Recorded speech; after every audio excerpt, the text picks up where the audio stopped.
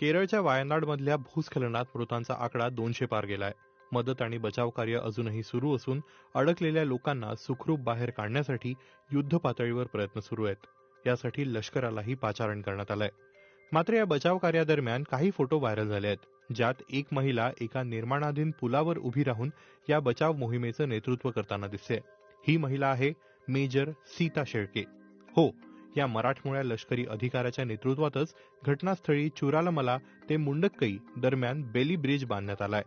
या पुलाच्या मदतीनं बचाव पथकांना घटनास्थळी रुग्णवाहिकेसह इतर मदत साहित्य आणि उपकरणं पोहोचवणं शक्य झालंय.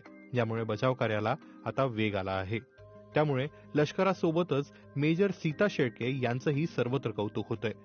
लष्कराने बांधलेल्या पुलावरचा त्यांचा हा फोटो व्हायरल झालाय. मेजर सीता शेळके या मूळच्या महाराष्ट्रातल्या अहमदनगर जिल्ह्यातल्या गाडील गावच्या. 2012 साली त्या लष्करात दाखल